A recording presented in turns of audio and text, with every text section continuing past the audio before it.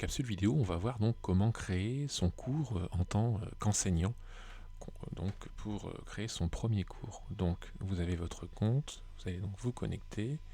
J'ai donc créé un compte test enseignant.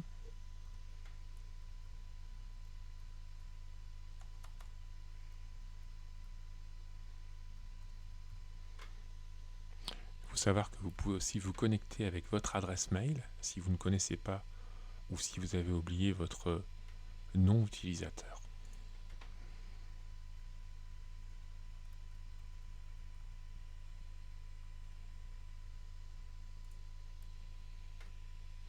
Donc voilà, vous arrivez sur votre tableau de bord. L'icône qui est ici, c'est votre avatar personnel. Je ferai un dépôt d'avatar ultérieur. Vous pouvez aussi tout simplement ajouter votre propre photo qui se redimensionnera automatiquement dans les paramètres de votre compte.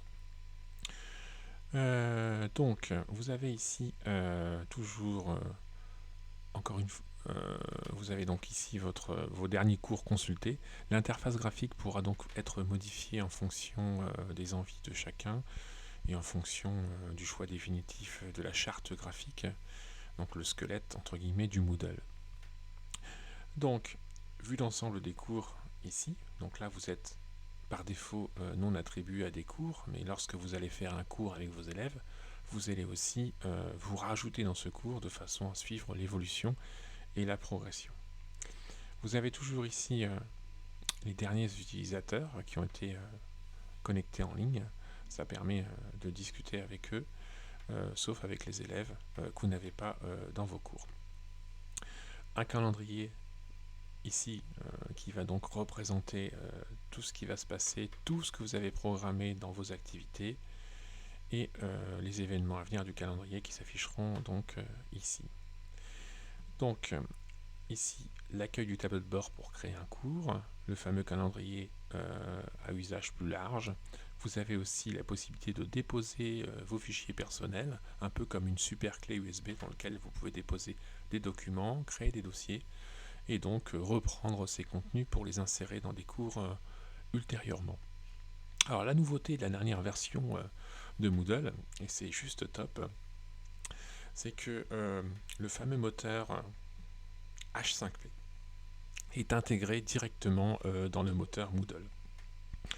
Alors pour revenir un petit peu sur l'évolution des choses, avant nous avions le fameux Flash Player, un espèce de module, un espèce de moteur qu'on installait en fait sur nos terminals, téléphone, tablette, ordinateur.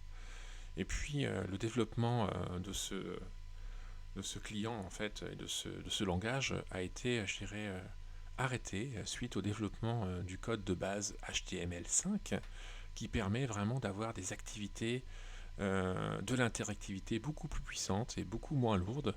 Et ces activités sont exécutées sur le serveur distant, donc pas de client à installer sur vos terminaux.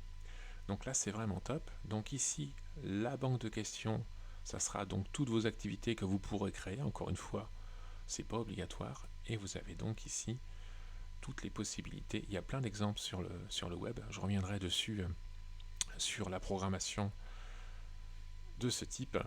Et vous verrez que quand vous ramenez un module dans lequel il y a un moteur supplémentaire, il se rajoute nativement ici pour le réutiliser ultérieurement.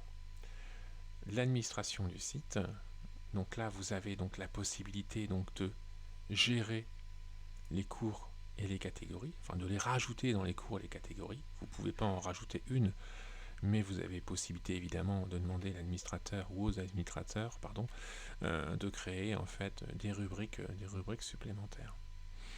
Donc voilà un petit peu pour la navigation.